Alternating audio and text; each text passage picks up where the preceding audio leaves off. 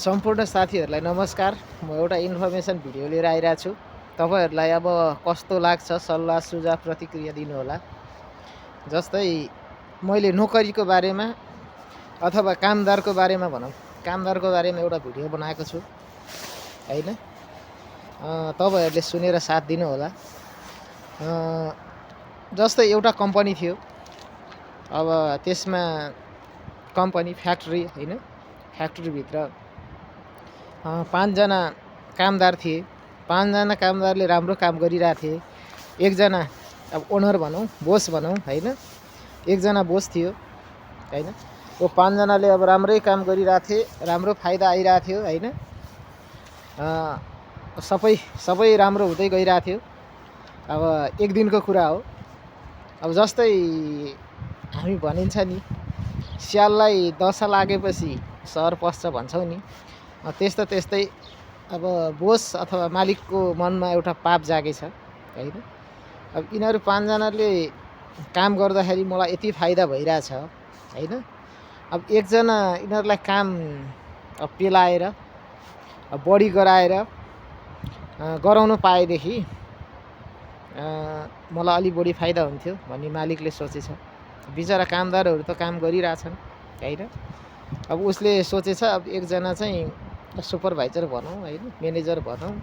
अब त्यस्तै एकजना चाहिँ उसले ल्याएछ, ल तेरो काम चाहिँ यिनीहरूलाई काममा लगाउने हैन, त यिनीहरूलाई काममा लगाउने, तेरो काम यो भनेर एकजना अब म्यानेजर नै भनौँ या सुपरभाइजर भनौँ हैन, त्यस्तै एकजना मान्छेलाई लगाएछ हैन।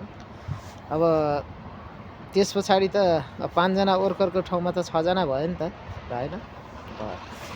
अनि हुँदै जाँदा अब म्यानेजरले भनेछ अरे अब एकजना अब असिस्टेन्ट भनौँ न, असिस्टेन्ट चाहियो भनेछ। असिस्टेन्ट चाहियो भनिसकेपछि एकजना असिस्टेन्ट पनि दियो हैन। दिइसकेपछि 7 जना भयो। अनि 7 जना भइसकेपछि अब एउटा चाहिँ लेखाचेखा चोखा गर्ने अब एकाउन्टर जस्तो त्यस्तो खालको मान्छे चाहियो भनेछ हैन। त्यस पछाडि त्यो पनि दियो। 3 जना भयो। 3 जना भइसकेपछि अब एकजना बोस चाहिँ 4 जना भयो। काम गर्ने मान्छे त त्यही 5 जना छन् नि हैन। 5 जनाले काम गर्ने, अब 3 जनाको काम चाहिँ अब यताउता सिकाउने, त्यो हुँदै गयो। अनि हुँदै गइसकेपछि त्यो एकाउन्टरलाई चाहिँ त अब सबै कुरोको डिटेल दिनु पर्यो नि त। यहाँ यति काम भयो, यहाँ यति काम भयो, यहाँ यसरी उ भयो, उसले सबै कुरा अब लेख्ने। अब 5 जनाले गरेको कामको बारे बताउँदा, लेखाजोखा गर्दा, हिसाब गर्दा अब बोसले भन्ने भयो अब त्यहाँ मेन म्यानेजरले भन्ने भयो असिस्टेन्ट म्यानेजरलाई, असिस्टेन्ट म्यानेजरबाट पनि अर्को अब लिडर सिपमा आइपुग्यो हैन। त्यो अब first person, second person, third person, fourth person पछाडि वर्करमा गयो नि त काम। त्यसरी जाँदै एकपछि अर्को हुँदा उसलाई घाटा लाग्न थाल्यो कि कम्पनी बोसलाई हो। कम्पनी बोसलाई घाटा लाग्न थालिसकेपछि कसरी लाग्यो त, लगभग 20% टाइम त उनीहरूलाई अब त्यो फर्स्ट पर्सनबाट सेकेन्ड पर्सन अनि काम अब सबै विवरण दिँदै 20% टाइम त त्यतिकै खराब भयो हैन।